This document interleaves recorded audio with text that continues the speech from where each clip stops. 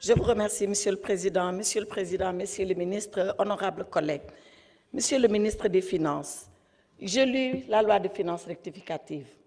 Pour moi, elle contient 3 curiosités sur lesquelles nous devons nous arrêter. La première curiosité, c'est que de mon point de vue, cette loi viole l'orthodoxie financière.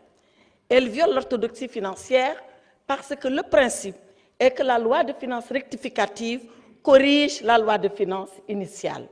Or, et vous l'avez expliqué dans l'exposé des motifs, il est arrivé des dépenses auxquelles vous devez faire face. Les inondations en font partie, les élections en font partie, la restructuration du gouvernement en font partie.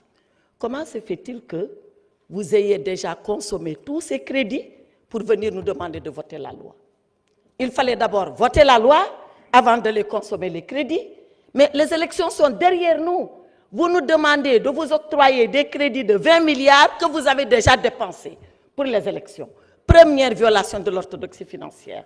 Parce que c'est comme si un enfant venait prendre 10 000 francs de la poche de son papa, aller les dépenser entièrement et revenir dire à son père « j'ai besoin que vous me prêtez 10 000 francs », alors qu'il les a déjà pris. Voilà la première violation. Deuxième violation de l'orthodoxie financière. La loi de finances rectificative, de mon point de vue, et là aussi, vous l'avez expliqué, elle a été faite parce qu'il y a un resserrement des recettes, d'accord, une moins-value de 840 milliards, il y a un accroissement des dépenses, d'accord, un accroissement de 600 et quelques milliards, d'où un déficit de 1500 et quelques milliards. Mais alors, Monsieur le ministre, si nous devons resserrer les recettes, nous devons aussi resserrer les dépenses. Or, qu'est-ce que vous faites? À la page 25, je crois, du budget, vous dites exactement ceci. Sur le fonctionnement, vous consacrez dans la LFR 1676 milliards contre 1571 milliards. Vous êtes en train d'accroître les dépenses de 194 milliards. Pourquoi, alors que vous nous demandez de serrer la ceinture, vous augmentez ces dépenses qui sont des dépenses de fonctionnement? Pour que le peuple sénégalais sache, les dépenses de fonctionnement, c'est les dépenses de prestige pour votre confort, c'est les bureaux, c'est le matériel, c'est tout ce qui fait le confort du gouvernement. Donc, vous réduisez les recettes, vous dites que vous les diminuez et vous augmentez les dépenses. Ce n'est pas de l'orthodoxie financière. Et dans le même temps, vous réduisez les dépenses d'investissement. Voilà pourquoi Mamadou Mouridiaou à Matam, tous les chantiers sont arrêtés et c'est ici, dans la loi de finances rectificative. Pour finir, cette loi de finances que vous nous demandez de voter, elle est illégale. Elle est illégale parce que vous connaissez la loi organique qui encadre la loi de finances. Elle devait être présentée en cours d'exercice. Nous sommes à 4 jours ouvrés de l'exercice. 4 jours. La loi de finances, ce n'est pas avant l'exercice, ce n'est pas à la clôture de l'exercice, c'est pendant l'exercice. Et un député l'a dit ici, depuis que vous avez été mis en place 9 mois, pourquoi c'est seulement maintenant que vous présentez la loi de finances? En dehors des inondations, tous les autres facteurs, vous les aviez en main. Enfin, Monsieur le ministre des Finances, revoyez vos chiffres. Vous nous dites dans le cadrage budgétaire que le déficit, il sera à 3% 2027 pour être dans les critères de convergence de l'UMOA. Dans le projet que j'ai là, dans le projet Sénégal 2050, il est dit que ce déficit sera à 3% dès l'année prochaine. Qui croit? Le projet ou le budget? Répondez à cela, je vous remercie. S'il vous plaît, merci beaucoup. La parole est à l'honorable député Aïb Dafé.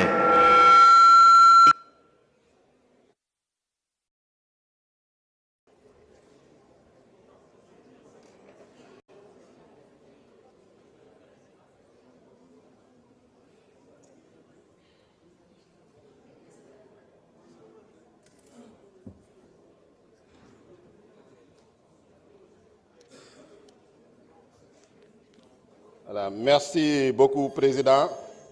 Monsieur le ministre des Finances et du Budget, Monsieur le ministre du Travail, de l'Emploi et des Relations avec les institutions, chers collègues honorables députés, maa ngi leen di nuyu le peuple sénégalais mu ñuy seetaan, di nuyu également journalistes yu fi teew, di gërëm di sant tous les électeurs qui ont porté leur confiance sur nous, fexe ñëw ñu représenter leen fi à l'Assemblée nationale, particulièrement les électeurs du département de Sédhiou qui nous ont renouvelé leur confiance après 2022, donc ce 17 novembre 2024.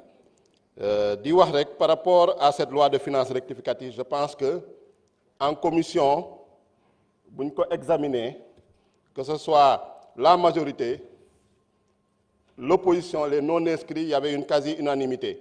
Si je me souviens, il n'y a que notre collègue Abdou Mbow qui s'est abstenu, mais qui était une pure abstention de forme, parce que quand il prenait la parole, il avait marqué son accord et son adhésion, en tout cas, au motif de cette loi de finances rectificative. Maintenant, comme on est en séance plénière, il faut faire du théâtre, il faut faire du cinéma, c'est normal. Vous êtes dans votre rôle d'opposant, de néo-opposant, on vous l'accorde. Malheureusement, la présidente Aïssata Tall Sall, qui était prise par un calendrier sûrement chargé, n'avait pas assisté, était absente des séances de commission et n'a pas pu suivre les explications du ministre des Finances et du Budget. C'est pourquoi elle est venue avec beaucoup de fausses informations par rapport à cette loi de finances rectificative. Et pour dire que cette loi de finances rectificative respecte intégralement la loi organique relative aux lois de finances, muy article 47.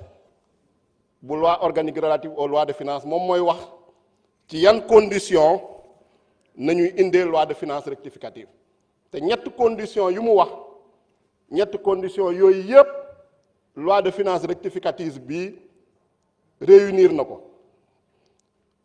Wax nañ ci dépense yu ñu prévoiroon te dépense yooyu yokku na. Wax nañ tamit ci recette yoo xam ne yaakaaroon nañ ko te recette yooyu gisuñu ko. Wax nañu également changement de régime ba nga xam ne am na.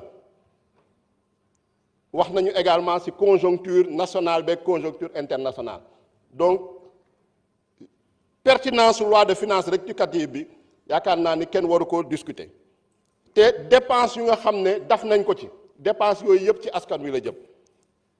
Ñu wax ci lu jëm ci prix des denrées de première nécessité daf nañ ci lu toll 140 milliards. Soutien au secteur agricole mooy jàppale béykat yi daf nañ ci lu toll ni près de 73 milliards. Lu jëm ci wàllum courant bi ak carburant bi mooy compensation tarifaire yeeg jàppale produit ñu nekk ci secteur hydrocarbure bi daf nañ ci lu toll ci 289 milliards. Lutte contre les inondations xeex mbënd bi ak organiser ay élections législatives anticipées yoo xam ne ñu ciy féliciter gouvernement bi ak le président Bassirou Diomaye Faye pour une première amul recours amul contestation. Donc foofu la dépense yooyu ci loolu nañ ko orienté.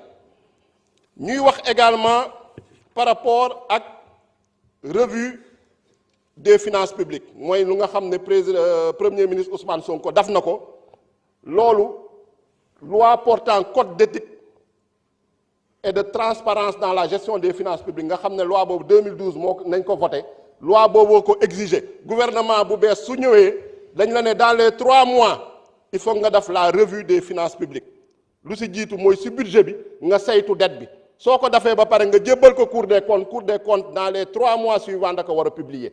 Donc loolu exigence légale la loo xam ne ci directive UEMOA la jóge. Donc ñuy féliciter gouvernement ci taxawaay bu ngeen am exercice de transparence boobu exercice de vérité boobu.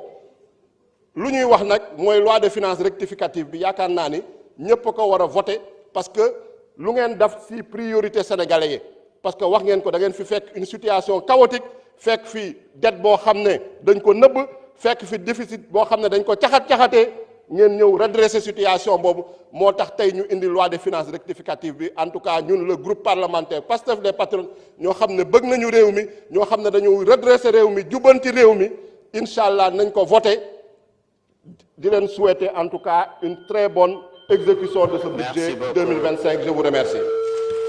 Merci beaucoup, honorable député Mohamed Aïb Salim Defé. La liste des orateurs étant épuisée, je donne la parole au ministre des Finances et du Budget. Monsieur le ministre, vous avez la parole.